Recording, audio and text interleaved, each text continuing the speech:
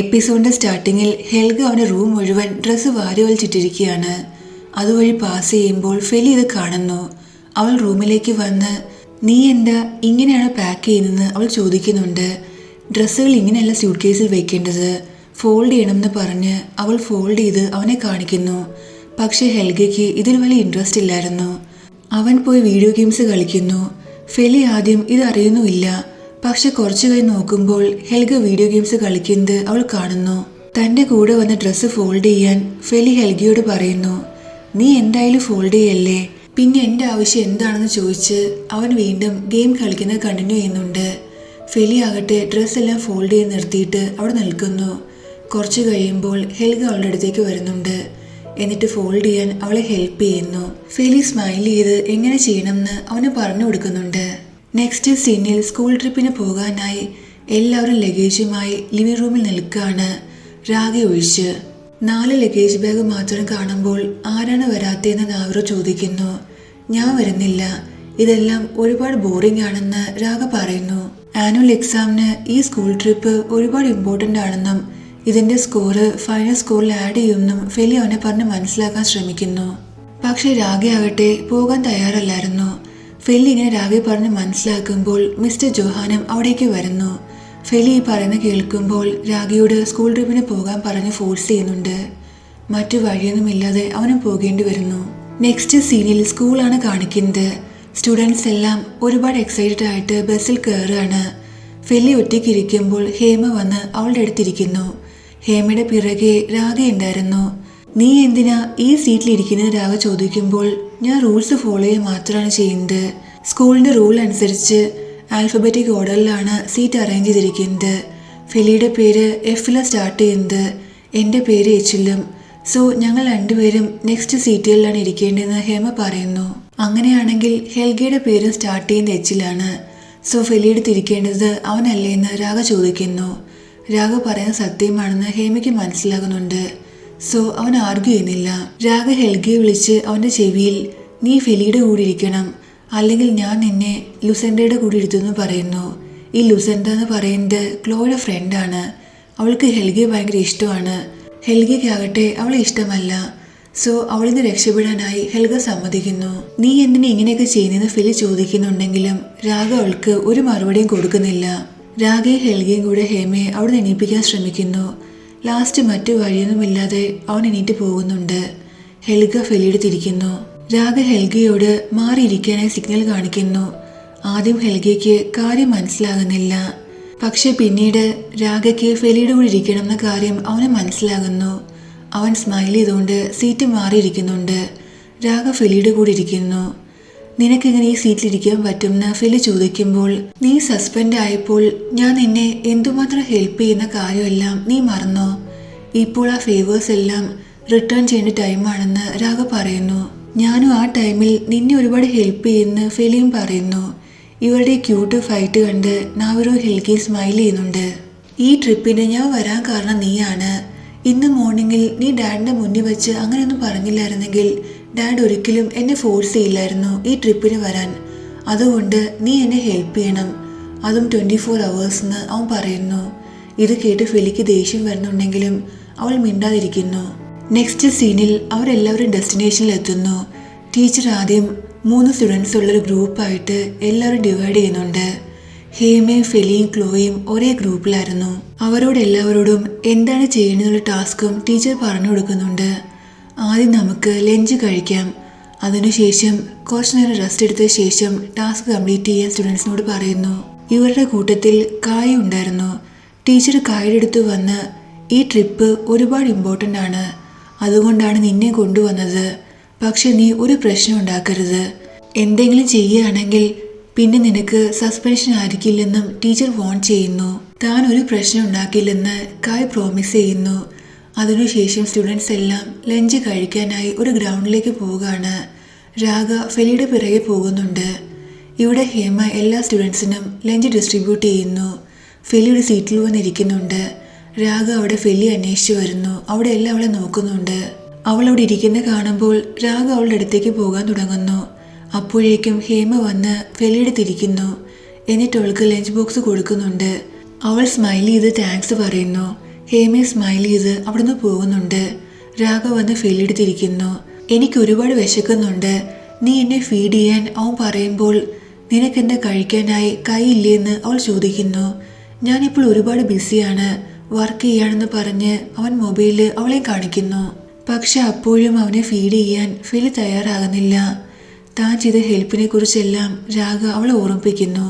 മനസ്സില്ലാ മനസ്സോടെയാണെങ്കിലും സ്പൂണിൽ ഫുഡ് എടുത്ത് അവൾ അവൻ്റെ വായിൽ കുത്തിക്കയറ്റുന്നുണ്ട്. ഇത് കാരണം അവന് കഫിങ് ഉണ്ടാകുന്നു. നിനക്കെന്താ പ്രോപ്പറായിട്ട് തരാൻ അറിയില്ലേ എന്ന് രാഘവ് ചോദിക്കുമ്പോൾ, ഞാൻ തന്നെ നിനക്ക് ഫുഡ് തരണം എന്നുള്ളത് നിന്റെ ആവശ്യമാണ്, എൻ്റെ ആവശ്യമല്ലെന്ന് ഫെലിയും പറയുന്നു. ഇവരുടെ ക്യൂട്ട് ഫൈറ്റ് കണ്ട് ഷാനിയ സ്മൈൽ ചെയ്യുന്നുണ്ട്. അപ്പോൾ ജോർദൻ അവിടേക്ക് വരുന്നു. ഷാനിയുടെ കയ്യിൽ നിന്ന് ലഞ്ച് ബോക്സ് വാങ്ങിച്ച് അവൻ ഒരു സീറ്റിൽ വന്നിരിക്കുന്നുണ്ട്. രാഘയും ഫെലിയും അവൻ കാണുകയും ചെയ്യുന്നു. രാഘ ഇവിടെ ഫെലിയോട് ഫൈറ്റ് ചെയ്യാണ്. പക്ഷേ ഫെലിയുടെ ശ്രദ്ധ മുഴുവൻ അവിടെ വന്നിരുന്ന ജോർദനിലാണ്. അവൾ സ്മൈൽ ചെയ്ത് രാഘ ഇഗ്നോർ ചെയ്ത് ജോർദൻ്റെ അടുത്ത് വന്നിരിക്കുന്നു. ഇത് കണ്ട് രാഘയ്ക്കാകട്ടെ ഒരുപാട് ജലസി ഫീൽ ചെയ്യുന്നുണ്ട്. അവൻ റൂമിലേക്ക് പോകുന്നു. നെക്സ്റ്റ് സീനിൽ ഫെലിയും ഷാനിയും അവരുടെ റൂമിൽ ഇരിക്കുകയാണ്. ഫെലി അവിടെ സാധനങ്ങളെല്ലാം അൺപാക്ക് ചെയ്തുകൊണ്ടിരിക്കുമ്പോൾ ഷാനി അവളെ ടീസ് ചെയ്യുന്നു. ഈ ഇടയായിട്ട് ഞാൻ നിന്നെ എപ്പോഴും ജോർദൻ്റെ കൂടെ കാണുന്നതെന്ന് ഷാനിയ പറയുമ്പോൾ ഫെലി ബ്ലഷ് ചെയ്തുകൊണ്ട് ഇത് ആക്സിഡൻ്റലി സംഭവിക്കുന്നതാണെന്ന് പറയുന്നു. അപ്പോൾ എലീന അവിടേക്ക് വരുന്നു.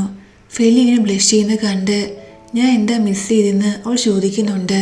ഞാൻ നിങ്ങൾക്കിടയിൽ ഇന്ന് വിയേർഡായിട്ടുള്ള ഒരു കാര്യം നോട്ടീസ് ചെയ്തെന്ന് ഷാനിയ പറയുമ്പോൾ നീ എന്താ നോട്ടീസ് ചെയ്തതെന്ന് ഫെലി ചോദിക്കുന്നുണ്ട്. ഫെലി വിചാരിക്കുന്നത് അവൾ പറയുന്നത് തന്നെയും ജോർദനെ കുറിച്ചാണെന്നാണ്. ഞാൻ നിന്നെയും ജോർദനെ കുറിച്ചല്ല പറയുന്നത്, നിന്നെയും രാഗയും കുറിച്ചാണെന്ന് ഷാനിയ പറയുന്നു. നിന്റെ രാഗയുടെയും ജോഡി ഒരുപാട് ക്യൂട്ടാണെന്ന് ഷാനിയ പറയുമ്പോൾ രാഗ ഒരുപാട് അനോയിങ് ആണ്. അവനെ പോലുള്ള ഒരു അനോയിങ് ബോയെ ഞാൻ ഇതുവരെ കണ്ടിട്ടില്ല. ഈ ലോകത്തുള്ള ലാസ്റ്റ് ബോയ് ആണെങ്കിൽ പോലും ഞാൻ ഒരിക്കലും അവനെ ലൈക്ക് ചെയ്യില്ലെന്ന് ഫെലി പറയുന്നു. പക്ഷേ ഇവരുടെ ഇൻട്രാക്ഷൻ കാണുന്ന എലീനയും ഷാനിയും ഇത് വിശ്വസിക്കുന്നില്ല. നെക്സ്റ്റ് സീനിൽ ഫെലി അവളുടെ ടീമിൻ്റെ കൂടെ നിന്ന് ടാസ്ക് കംപ്ലീറ്റ് ചെയ്യാണ്. ക്ലോയും അവളുടെ ടീമിലായിരുന്നു. ഫെലി ഒരു ബോക്സ് എടുക്കുമ്പോൾ രാഘ അവിടേക്ക് വന്ന് അവളെ ഹെൽപ്പ് ചെയ്യാൻ ശ്രമിക്കുന്നു. പക്ഷേ ഫെലി അതിന് സമ്മതിക്കുന്നുമില്ല. രണ്ടുപേരും ആ ബോക്സ് അങ്ങോട്ടും ഇങ്ങോട്ടും പിടിവലി കൂടിക്കൊണ്ടിരിക്കുകയാണ്. ഇതെല്ലാം ക്ലോയും കാണുന്നു. അവൾക്ക് ഒരുപാട് ദേഷ്യം വരുന്നുണ്ട്. രാഘവ് ഫെലിയുടെ കയ്യിൽ നിന്ന് ആ ബോക്സ് വാങ്ങിക്കുന്നു. ഈ ജോബ് ഞാൻ തന്നെ ചെയ്യുമെന്ന് അവൻ പറയുന്നുണ്ട്. നീ പോയി നിന്റെ ടീമിനെ ഹെൽപ്പ് ചെയ്യാൻ ഫെലി പറയുന്നു. ക്ലോയി വന്ന് രാഘയുടെ കയ്യിൽ പിടിച്ച് തൻ്റെ ടീമിനെ ഹെൽപ്പ് ചെയ്യുന്നതിന് താങ്ക്സ് പറയുന്നു. രാഘ തൻ്റെ കൈ മാറ്റി നിനക്ക് എന്തെങ്കിലും ഹെൽപ്പിൻ്റെ ആവശ്യമുണ്ടെങ്കിൽ എന്നെ വിളിക്കണമെന്ന് ഫെലിയോട് പറയുന്നുണ്ട്. എന്നിട്ട് അവിടുന്ന് പോകുന്നു. ഇതെല്ലാം കണ്ട് ക്ലോയ്ക്ക് നന്നായിട്ട് ദേഷ്യം വരുന്നുണ്ട്. അവൾ നടന്നു പോകുമ്പോൾ ഫെലി മനഃപൂർവ്വം പുഷ് ചെയ്യുന്നുണ്ട്. ഇവളുടെ ഈ ബിഹേവിയർ കണ്ട് ഫെലിക്ക് ഒരുപാട് ബാഡ് ഫീൽ ചെയ്യുന്നു. ടാസ്ക് എല്ലാം കംപ്ലീറ്റ് ചെയ്ത ശേഷം ഫെലി ഒരുപാട് ടയേർഡായിട്ട് നിൽക്കുകയാണ്. ഹേമ വന്ന് അവൾക്ക് വെള്ളം കൊടുക്കുന്നുണ്ട്. അവൾ താങ്ക്സും പറയുന്നു. അവർ രണ്ടുപേരും ഇങ്ങനെ സംസാരിച്ച് നിൽക്കുമ്പോൾ ജോർദൻ അവിടേക്ക് വരുന്നു. ഫെലി അവൻ്റെ അടുത്തേക്ക് പോകുന്നുണ്ട്. ഇതെല്ലാം കാണുമ്പോൾ ഹേമയ്ക്ക് ചെറുതായിട്ട് ബാഡ് ഫീൽ ചെയ്യുന്നു. ജോർദനും ഫെലിയും സംസാരിക്കുന്നത് ക്ലോയും ഫ്രണ്ട്സും നോട്ട് ചെയ്യുന്നുണ്ട്. ഫെലി ജോർദനോട് നീ റൂമിലേക്ക് പോകുകയാണോ ചോദിക്കുന്നു. ഇല്ല, ഞാൻ ഒരു വാക്കിന് പോവുകയാണ്. ഈ പ്ലേസിൽ എക്സ്പ്ലോർ ചെയ്യാൻ ഒരുപാട് കാര്യങ്ങളുണ്ടെന്ന് ഞാൻ ശ്രദ്ധിച്ചു. സോ ഞാൻ ഒരു വാക്കിന് പോകാൻ പോവുകയാണെന്ന് അവൻ പറയുന്നു. താനും വരട്ടെ എന്ന് അവൾ ചോദിക്കുന്നുണ്ട്. കാരണം ഷാനി എലീനും ഇപ്പോഴും ബിസിയാണെന്നും അവൾ പറയുന്നു. അവൻ സമ്മതിക്കുന്നു. രണ്ടുപേരും വാക്കിന് പോകുന്നുണ്ട്. നെക്സ്റ്റ് സീനിൽ ഫെലിയും ജോർദനും നടന്ന് ഒരുപാട് ദൂരെ എത്തിയിട്ടുണ്ടായിരുന്നു. ഓൾമോസ്റ്റ് കാടിൻ്റെ എല്ലാം ഒരു ബോർഡറിൽ. അവർ രണ്ടുപേരും ഒരുപാട് ടയേർഡ് ആകുന്നുണ്ട്. ഇവിടെ ഒരുപാട് നടക്കാനുണ്ട്. നെക്സ്റ്റ് ടൈം വരുമ്പോൾ ആരുടെയെങ്കിലും കയ്യിൽ നിന്ന് ഒരു മോട്ടോർ ബൈക്ക് വാങ്ങി വരുന്നതായിരിക്കും ബെറ്റർ എന്ന് ജോർദൻ പറയുന്നു. ഫെലി എഗ്രി ചെയ്യുന്നുണ്ട്. രണ്ടുപേരും ഒരുപാട് ടയേർഡ് ആയതുകൊണ്ട് ഫുഡ് കഴിക്കാനും മറ്റുമായി ഒരു സ്റ്റോളിൽ വരുന്നു. ഫെലി ജോർദനോട് മിസ്റ്റർ ബായിമിനെ കുറിച്ച് ചോദിക്കുന്നുണ്ട്. ബായിം പെട്ടെന്ന് തന്നെ കോണ്ടാക്ട് ചെയ്ത് നിർത്തിയെന്ന് ജോർദൻ പറയുന്നു. ഇത് കേട്ട് ഫെലി സർപ്രൈസ് ആകുന്നുണ്ട്. ജോർദൻ ബായിമിൻ്റെ മെസ്സേജ് എല്ലാം ഫെലിയെ കാണിക്കുന്നു. ജോർദൻ ബായിമിനെ ഒരുപാട് തവണ കോണ്ടാക്ട് ചെയ്യാൻ ശ്രമിച്ചിട്ടുണ്ടായിരുന്നു. മെസ്സേജ് ചെയ്യും കോൾ ചെയ്യുകയും മറ്റും ചെയ്തിട്ടുണ്ട്. പക്ഷേ ബായിം ഒരു റെസ്പോൺസും കൊടുക്കുന്നില്ല. പണം ട്രാൻസ്ഫർ ചെയ്തതിന് ശേഷമാണ് ഇതെല്ലാം സംഭവിക്കുന്നത്. ഇതെല്ലാം കാണുമ്പോൾ ഫെലിക്കും എന്തോ സംശയം തോന്നുന്നു. നീ ഇനി എന്ത് ചെയ്യുമെന്ന് അവൾ ചോദിക്കുമ്പോൾ ഈ ട്രിപ്പിന് ശേഷം ഞാൻ അവരുടെ ഓഫീസിൽ പോയി ബൈമുമായിട്ട് ഫേസ് ടു ഫേസ് സംസാരിക്കാനാണ് തീരുമാനിച്ചിരിക്കുന്നതെന്ന് ജോർദൻ പറയുന്നു. അതേസമയം രാഘവ് ഫെലിയെ അന്വേഷിച്ചു വരുന്നുണ്ട്. ഹേമയോട് ഫെലിയെക്കുറിച്ച് ചോദിക്കുന്നു. ഫെലി ജോർദന്റെ കൂടെ വാക്കിന് പോയിരിക്കുകയാണെന്ന് ഹേമ പറയുന്നുണ്ട്. രാഘ ഫെലിയെ കോൾ ചെയ്യുന്നു. അപ്പോൾ ക്ലോയി അവൻ്റെ അടുത്ത് വന്ന് അവനോട് സംസാരിക്കാൻ ശ്രമിക്കുന്നുണ്ട്. പക്ഷെ രാഘ അവളെ മൈൻഡ് ചെയ്യുന്നില്ല. അവനോടൊന്ന് പോകാൻ തുടങ്ങുമ്പോൾ ക്ലോയി അവനെ തടഞ്ഞ്, നീ എന്താ എന്നെ ഇത്ര ഇഗ്നോർ ചെയ്യുന്നത്? ഞാൻ നിന്നോട് തെറ്റായിട്ട് എന്തെങ്കിലും ചെയ്തോന്ന് ചോദിക്കുന്നു. ഞാൻ നിന്നെ ഇഗ്നോർ ചെയ്യുന്ന കാര്യം ഇതുവരെ ഞാൻ റിയലൈസ് ചെയ്തില്ലെന്ന് രാഘ പറയുന്നുണ്ട്. എന്നിട്ട് അവിടുന്ന് പോകാൻ തുടങ്ങുമ്പോൾ, നീ എന്നെ ഒരുപാട് ഹർട്ട് ചെയ്യുന്നു. നിനക്കറിയാവുന്നതല്ലേ എനിക്ക് നിന്നുള്ള ഫീലിങ്സ് എന്താണെന്ന്. ഞാൻ നിന്നെ ലൈക്ക് ചെയ്യുന്നു. പക്ഷെ നീ മറ്റൊരു ഗേളിന് നിന്റെ അറ്റൻഷൻ കൊടുത്ത് എന്നെ ഹർട്ട് ചെയ്യുകയാണെന്ന് ക്ലോയി പറയുന്നുണ്ട്. നിന്നോട് ഞാൻ വീണ്ടും പറയാണ്, നിന്നെ ഞാൻ ഇഗ്നോർ ചെയ്യുകയാണെന്ന കാര്യം ഇതുവരെ ഞാൻ റിയലൈസ് ചെയ്തിട്ടില്ല. കാരണം നമ്മൾ അത്രയും ക്ലോസ് അല്ലെന്ന് പറഞ്ഞ് രാഘ അവിടുന്ന് പോകുന്നു. സമയം രാത്രിയാകുന്നുണ്ട്. ജോർദനെ ഫെലിയെയും കുറിച്ച് ഒരു വിവരവും ഇല്ല. രാഘയാകട്ടെ നല്ല ടെൻഷനിലും. അവൻ ഹെൽഗയും നാവിറയും കോൾ ചെയ്യുന്നു. കോൾ അറ്റൻഡ് ചെയ്യുമ്പോൾ ഹെൽഗ സ്പീക്കറിലാണ് ഇടുന്നത്. അതുവഴി കായും ഫ്രണ്ട്സ് നടന്നു പോകുന്നുണ്ടായിരുന്നു. സോ ഇവരെ സംസാരിക്കുന്ന എല്ലാം അവരും കേൾക്കുന്നുണ്ട്. രാഘ അവരോട്, ജോർദനും ഫെലിയും നിങ്ങളുടെ കൂടെ ഉണ്ടോ? ഒരുപാട് തവണ ഞാൻ അവരെ കോൾ ചെയ്തു. പക്ഷെ രണ്ടുപേരുടെയും ഫോണൊന്നും റിങ് ചെയ്യുന്നില്ല. അവർ പോയിട്ട് ഒരുപാട് നേരമായി, ഇതുവരെ തിരിച്ചു വന്നില്ല എന്നും അവൻ പറയുന്നു. ജോർദൻ മിക്കവാറും വോക്കിന് പോയിട്ടുണ്ടായിരിക്കും. ഫെലി അവളുടെ ഫ്രണ്ട്സിൻ്റെ കൂടെ ഉണ്ടായിരിക്കും എന്ന് ഹെൽഗ പറയുമ്പോൾ, അവർ രണ്ടുപേരും ഒരുമിച്ചാണ് പോയിരിക്കുന്നതെന്ന് രാഘ പറയുന്നു. അങ്ങനെയാണെങ്കിൽ നീ ഒട്ടും അറിയേണ്ട ആവശ്യമില്ല. അവർ രണ്ടുപേരും ഒരുമിച്ചല്ലേ, സോ എന്തായാലും സേഫായിരിക്കും എന്ന് ഹെൽഗ പറയുന്നു. അവർ കുട്ടികളൊന്നുമല്ല, നീ അവരെക്കുറിച്ച് ഇത്രയും അറിയേണ്ട ആവശ്യമില്ലെന്ന് നാവിറയും പറയുന്നു. ഇതെല്ലാം കേട്ട് രാഘ ഒരുപാട് ഫ്രസ്ട്രേറ്റ് ആകുന്നു. അവൻ കോള് കട്ട് ചെയ്യുന്നുണ്ട്. അവരെ സംസാരിക്കുന്ന എല്ലാം ക്ലോയും കേൾക്കുന്നു. അതേസമയം നാവിറും ഹെൽഗയും സംസാരിച്ച കാര്യങ്ങളെല്ലാം കായും കേൾക്കുന്നുണ്ടായിരുന്നു. ജോർദനും ഫെലിയും മിസ്സിംഗ് ആണെന്ന് അവർക്കും മനസ്സിലാകുന്നു. അതേസമയം ജോർദനും ഫെലിയും കാട്ടിക്കൂടെ നടക്കുകയാണ്. രണ്ടുപേർക്കും വഴി തെറ്റിയിട്ടുണ്ടായിരുന്നു. എങ്ങോട്ട് പോകണമെന്ന് രണ്ടുപേർക്കും അറിയില്ല. ഫെലി ഫോൺ എടുത്ത് ചെക്ക് ചെയ്യുമ്പോൾ സിഗ്നൽസ് ഇല്ലെന്ന് അവൾക്ക് മനസ്സിലാകുന്നു.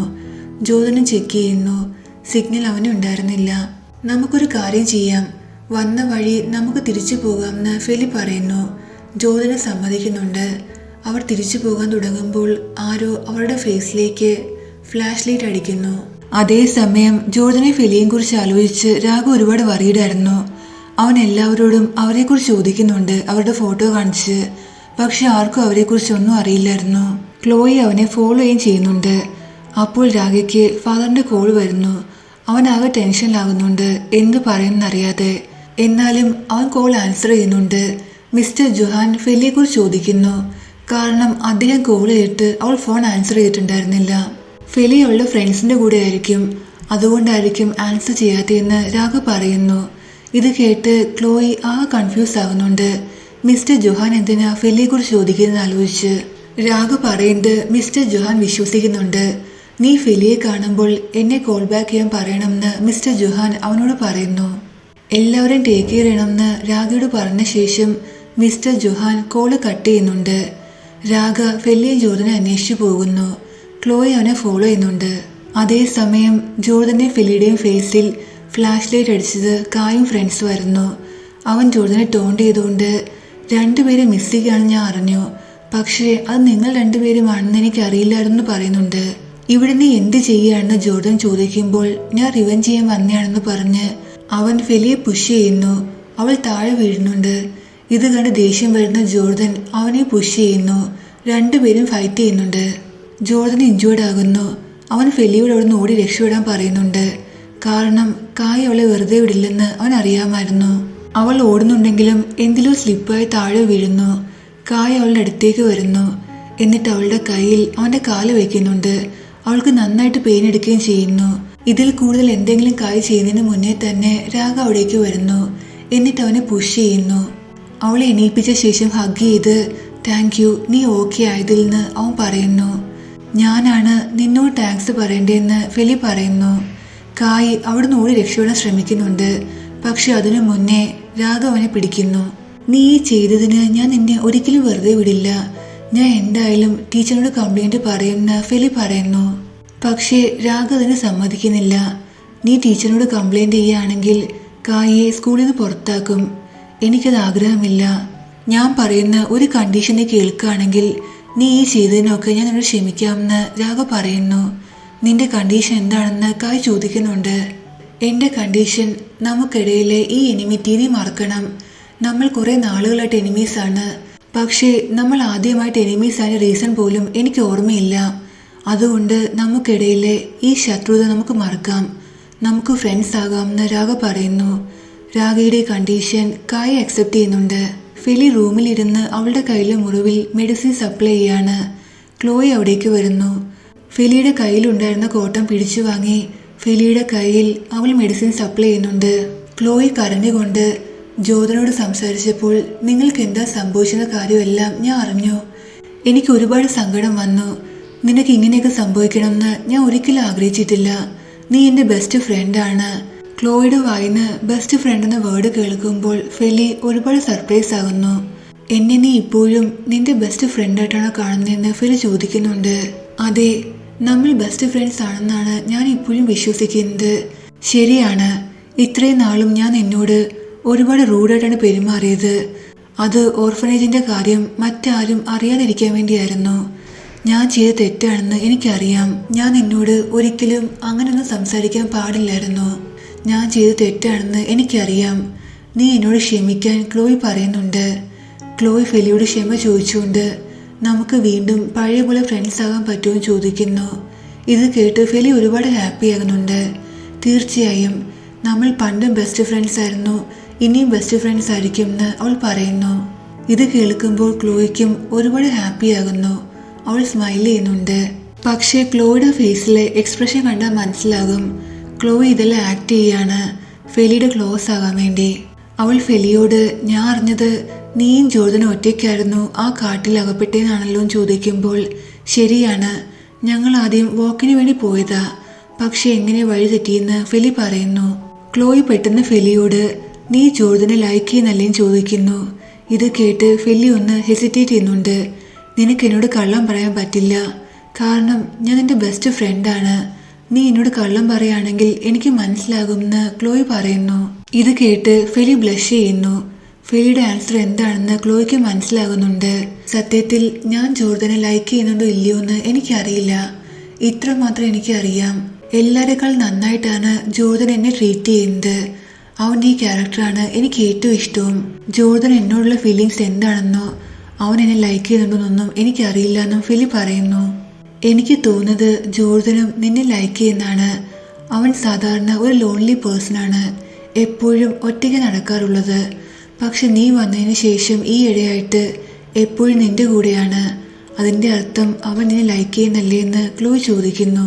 ഇതെല്ലാം കേൾക്കുമ്പോൾ ഫെലിയും മനസ്സിൽ ഒരുപാട് സന്തോഷിക്കുന്നുണ്ട്. നീ ഒരു കാര്യം ചെയ്യൂ, നിന്റെ ഫീലിങ്സ് എന്താണെന്ന് ജോർദനോട് കൺഫസ് ചെയ്യൂ. അങ്ങനെയാകുമ്പോൾ നിന്റെ മനസ്സിൽ അവനോടുള്ള ഫീലിങ്സ് എന്താണെന്ന് അവന് മനസ്സിലാകുമെന്ന് ക്ലോയ് പറയുന്നു. പക്ഷേ ഫെലി അപ്പോഴും ഷുവർ അല്ലായിരുന്നു. ക്ലോയ് അവളെ ഫോഴ്സ് ചെയ്യുന്നുണ്ട്. ആദ്യം ബോയ്സ് കൺഫസ് ചെയ്യണമെന്നുള്ള എല്ലാം പഴയ കാലമായിരുന്നു. ഇപ്പോഴത്തെ കാലത്ത് അങ്ങനെയൊന്നുമില്ല. നമ്മുടെ മനസ്സിൽ ആരോടെങ്കിലും സിൻസിയറായ ഫീലിങ്സ് ഉണ്ടെങ്കിൽ നമ്മളത് ഹൈഡ് ചെയ്യേണ്ട ആവശ്യമില്ല എന്ന് ക്ലോയ് പറയുന്നു. ഇതിനെക്കുറിച്ച് നന്നായിട്ട് ആലോചിക്കാൻ പറഞ്ഞ ശേഷം അവൾ അവിടുന്ന് പോകുന്നുണ്ട്. നെക്സ്റ്റ് ഡേ ക്ലോയ് ഫെലിയോട് ജോർദനോട് നിന്റെ ഫീലിങ്സ് കൺഫേസ് ചെയ്യുന്നതിനെ കുറിച്ച് നീ എന്ത് തീരുമാനിച്ചോ എന്ന് ചോദിക്കുന്നു.